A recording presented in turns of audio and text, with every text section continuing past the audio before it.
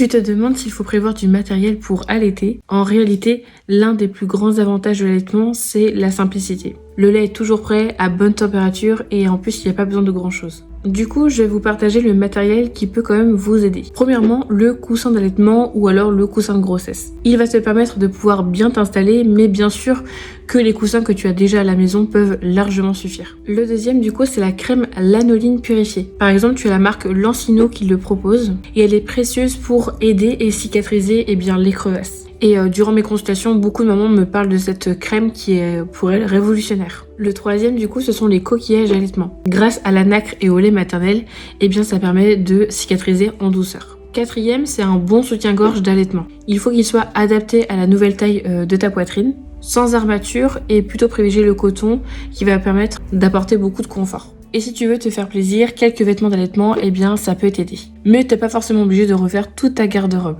Une simple chemise ou bien un haut qui s'ouvre sur le côté, ça suffit largement. Le tire-lait n'est pas forcément indispensable, sauf dans certaines situations particulières comme pour un bébé prématuré. Et enfin, un porte-bébé physiologique ou bien une écharpe de portage classique. Je trouve que c'est vraiment un vrai allié pour toi pour garder bébé contre toi, mais en ayant aussi les mains libres. Et pour finir, ce qui n'est pas forcément utile à avoir quand tu allaites. Les coquilles recueil-lait par exemple. Le souci étant, c'est qu'elles peuvent provoquer une surproduction et donc par la suite engendrer un engorgement si ça appuie trop sur le sein. Il y a aussi les bouts de sein de silicone qui ne sont pas forcément nécessaires. Bien sûr qu'ils peuvent aider ponctuellement, mais je vous invite déjà à identifier déjà la cause de la douleur et comment soulager les crevasses. Et pour ça, tu n'es pas toute seule si jamais c'est ta situation. Tu peux te tourner soit vers une consultante en lactation IBCLC ou alors je te propose mes services qui sont autour du soutien à l'allaitement. Et c'est une visioconférence qui dure 1 heure pour pouvoir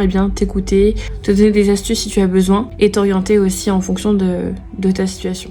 Si jamais tu as des questions, des conseils, un témoignage ou des recommandations, n'hésite pas à l'écrire dans les commentaires. Et sur ce, moi je te dis à bientôt et surtout, prends soin de toi.